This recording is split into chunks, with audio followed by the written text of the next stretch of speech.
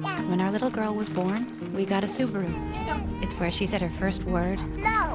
saw her first day of school, Bye-bye. made a best friend forever. Oh my God. The back seat of my Subaru is where she grew up.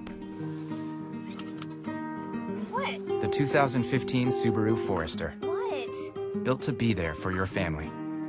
Love, it's what makes a Subaru a Subaru. University Subaru. The wise choice!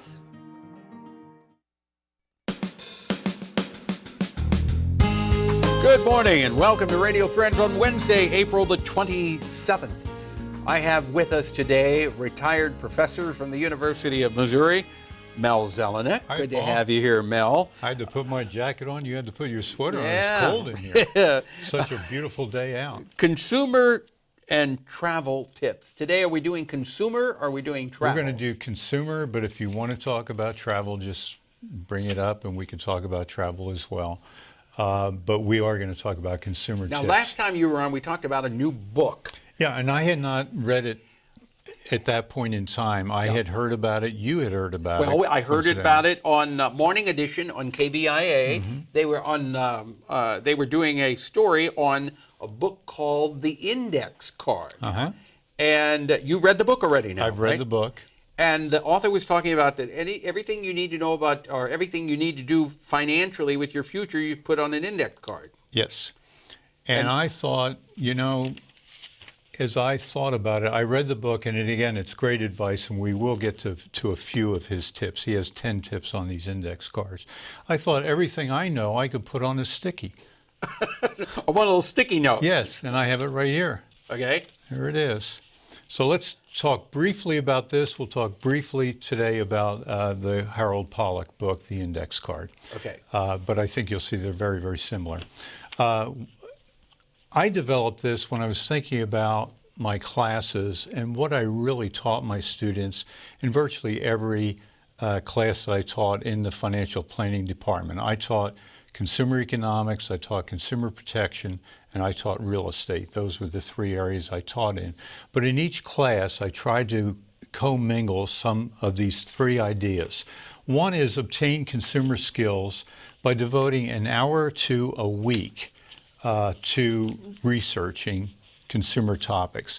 An easy way to start this process, Paul, is just to go to a website like consumerworld.org. And every Monday morning, they put out kind of an overview of all the consumer articles that occurred in the previous week. It's an excellent resource. It's a very easy resource to read, and it will keep you kind of up to what's going on in the consumer arena. Mm-hmm. For example, I learned, and we actually talked about this off the air once, with dishes. And when in our family, my wife cooks, I clean up. And when I clean up, I always rinse my dishes.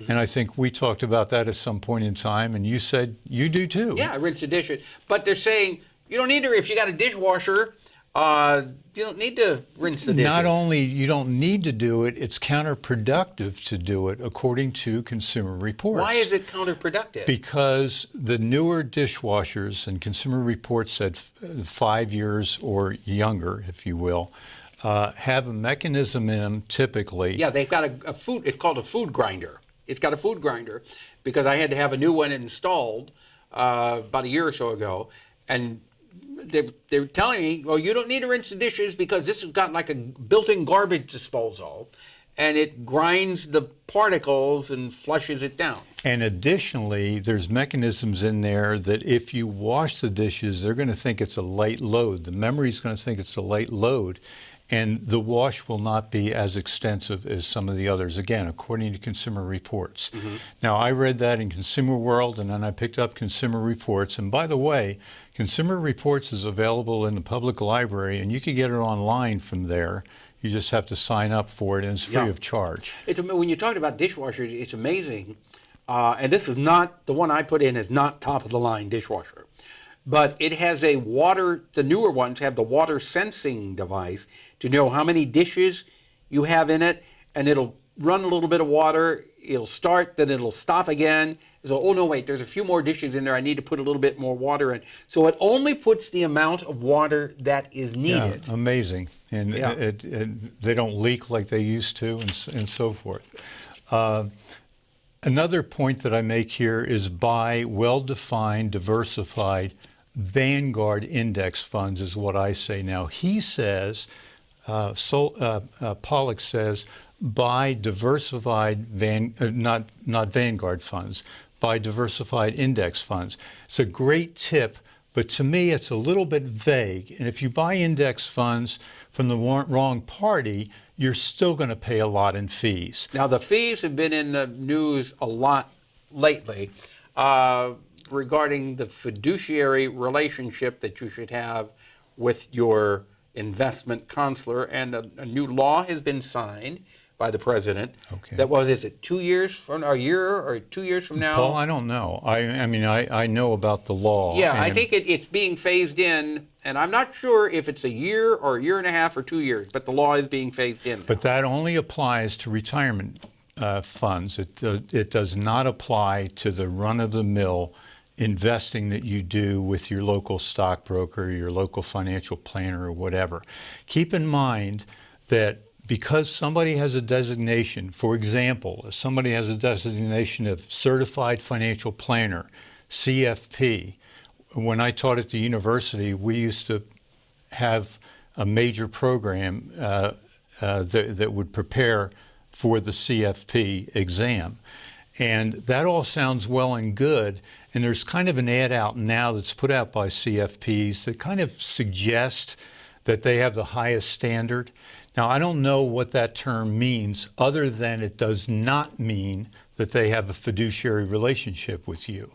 Okay. And you have to be careful of that. You have to do your homework. In my mind, if they don't have a fiduciary relationship with you, please don't go to them. All right. Now, Mel, we got less than a minute here. The index card, you wanted to talk real quick about this book? Well, let me mention my third point. And my third point is develop passive income.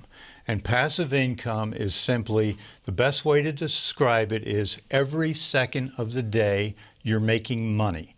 Now, give me some examples of passive income. If you own real estate and you're renting a house or an apartment. That's a great example, and one that many use. Royalties would be another example. Or renting land. Renting land would be another example.